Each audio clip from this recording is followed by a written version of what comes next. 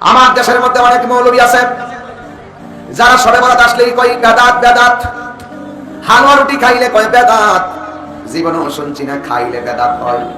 জীবনে যে আরো কত কিছু শুনবো, কয় হালুয়া রুটি খাওয়া বলে বেদাত, খাওয়ান বেদাত, আমার জন্মের পর শুনছি না। আমি বদলা দেয় ভাই, আমি বদলা দেয়।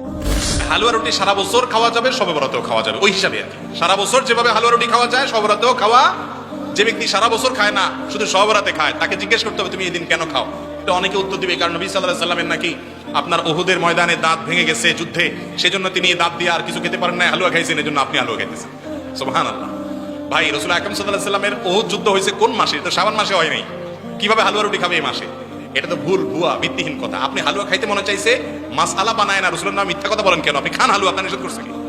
কিন্তু মাসআলা বানায় হালুয়া খাবেন না, এগুলো ভুল, এগুলো বিচ্ছুতি। আর যদি কথার কথা রাসূল আকরাম সাল্লাল্লাহু আলাইহি ওয়াসাল্লামের দাঁত ভাঙার পর উনি হালুয়া খাইছেন, কথার কথা, এটা তো না, এই দিনে ঘটে নাই, তারপর এটা ধরে নিলাম। যদি ঘটে থাকে তাহলে আপনি নবী করিম সাল্লাল্লাহু আলাইহি ওয়াসাল্লামের দাঁত ভাঙার কারণে যদি হালুয়া খেয়ে থাকেন, তা আপনি আস্ত ভালো ভালো 32টা দাঁত কেলায় খেলে হালুয়া কিভাবে খান? এটা কি নবীর সঙ্গে বেয়াদবি না? আপনার বাবার পা ভেঙে গেছে, উনি একটা লাঠি দিয়া ভর দিয়ে বেচারা চলে।